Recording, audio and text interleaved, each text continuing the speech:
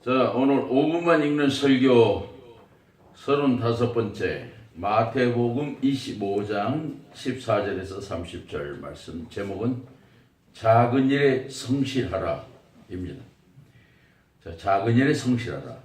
마태복음 25장은 열처녀 비유, 달란트 비유로 유명한 장입니다.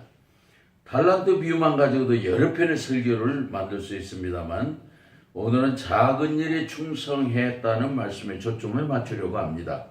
그 주인 이르되 잘하였도다 착하고 충성된 종아, 내가 작은 일에 충성하였으면 내가 많은 것으로 내게 맡기리니 내 주인의 즐거움에 참여할지어다는 바로 이 말씀입니다. 주인이 입이 마르도록 종을 칭찬하는 이유는 종이 작은 일에 충성하였다는 것입니다.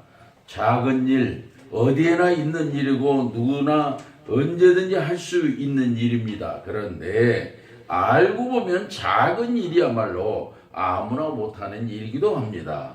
왜요? 그것이 바로 오늘 주인이 종을 칭찬한 이유이기 때문입니다. 이 말씀을 배경으로 하면서 우리는 작은 일에 성실하라는 제목으로 묵상하고자 합니다. 작은 일에 성실하라. 무슨 뜻입니까? 먼저는 작은 것에 믿음을 가지라는 뜻입니다. 작은 일은 아무나 할 수 있는 일 같지만 사실은 무시하거나 시시하게 여기기 쉽기 때문에 또 놓치기 일수입니다. 사람이 큰 일에는 대단한 마음을 가지고 임할 수 있지만 작은 일에는 그런 큰 마음이 필요 없기 때문에 소홀히 하거나 무시하기 쉽다는 뜻입니다. 그러게 우리가 작은 일을 할 때에는 더욱 믿음이 필요합니다. 그런데 알고 보면 인간이 하는 일이 대단한 것 같아도 별것 아닐 수가 있습니다. 마치 지상의 높은 건물이나 높은 산에 비행기를 타고 높이 올라가서 보면 모두 같아 보이거나 작게 보이는 원리와도 같습니다. 이것은 믿음의 눈으로 보면 우리가 하는 이 일이 대단한 것 같아도 작은 일에 불과하다는 것입니다. 실제로 하나님은 우리에게 큰 일을 요구하시지 않습니다. 큰 일은 하나님께서 직접 책임지십니다. 그저 인간에게는 작은 일에 충성하라고 하십니다. 바다를 육지같이 가르실 때 하나님은 모세에게 다만 지팡이 든 손을 바다를 향해 내밀라고만 하셨습니다. 그리고 엄청난 기적은 하나님께서 친히 행하셨습니다. 베사다 광야의 5천 군중의 급식도 그렇습니다. 주님께서는 보리떡 5개와 물고기 2마리를 내놓은 것으로 좋겠습니다. 그 다음에는 주님께서 친히 책임지셨습니다.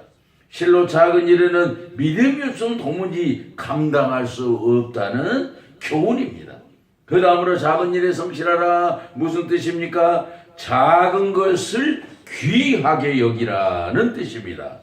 큰 일도 작은 것에서부터 시작합니다. 그러고 보면 작은 것이 아주 귀한 것입니다. 그러기에 작은 일을 해보지 않은 사람은 또 큰 일을 할 수도 없습니다. 모든 것은 작은 것에서부터 시작되기 때문입니다. 이것은 작은 것이 시작과 기초라고 하는 그 중요성을 일깨우는 말이기도 합니다. 한 번에 바다를 만들려고 해서는 안 된다. 우선 작은 강부터 만들어야 한다는 유대인의 격언이 있습니다. 갑자기 큰 것이 되지 않는다는 말입니다. 우리의 속담에도 천리길도 한 걸음부터가 있습니다. 멀리 가려면 반드시 가까운 곳에서 출발하고 높이 오르는 반드시 낮은 곳부터 시작하라는 뜻입니다. 그러니까 모든 일은 단계를 거쳐서 훈련이 되고 경험이 쌓이고 능력이 길러지기 때문입니다. 이것은 시작과 기초의 중요성을 일깨우는 것이지요. 뿌리가 깊은 나무는 바람이 불어도 쓰러지지 않으며 샘이 깊은 물은 가뭄이 와도 마르지 않는다는 말처럼 기초가 튼튼해야 높이 돼도 무너지지 않는다는 뜻입니다. 그래서 우리는 어떤 일을 하면서 하찮고 사소한 것이라고 무시하면 훌륭한 일꾼이 될 수 없습니다. 사람을 쓰려면 이력서 한 장에 담긴 정성을 보고 그 사람의 든 것과 된 것을 짐작할 수 있다고 합니다. 못 하나 박는 것을 보고 목수의 기술을 알 수 있다고 합니다.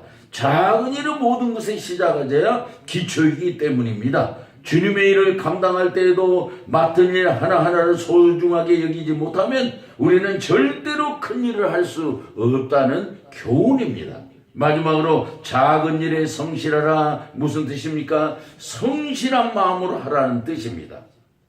작은 일을 하는 데는 한결같아 하고 끝까지 성실히 한다는 가르치는 대목입니다. 잠시 동안에 한두 번 충성을 가룟 유다도 했습니다.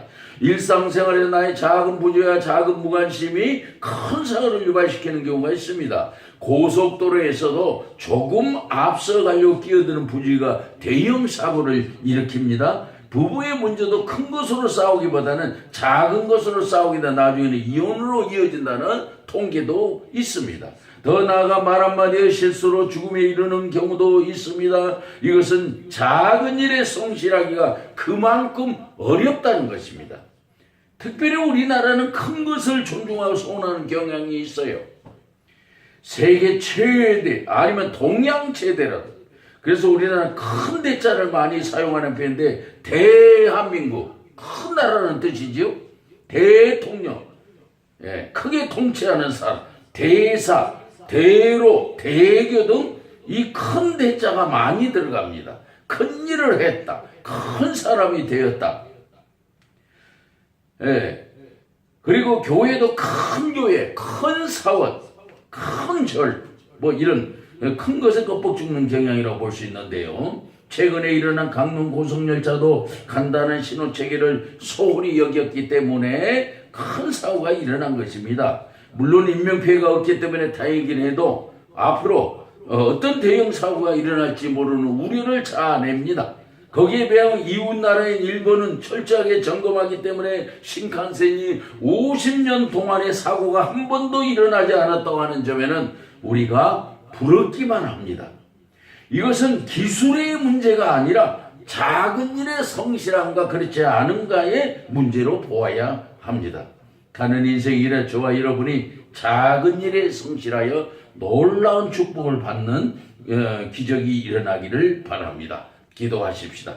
주님, 우리가 큰 것에 눈이 팔려 작은 일을 놓치는 일을 얻게 하시옵소서. 작은 일을 소중히 여길 줄 아는 믿음의 눈을 주시옵소서. 우리는 기회주의를 버리고 작은 일에 끝까지 정성을 다하여 놀라운 복을 체험하게 하소서. 정말이지 우리 그리스도인들은 성공하기를 원하면 작은 일에 정성을 다하고 축복받기를 원한다면 불평 말고 오직 감사만 하게 하옵소서. 작은 일에 성실히 행하는 자에게 반드시 복을 내리시는 예수님의 이름으로 기도합니다. 아멘.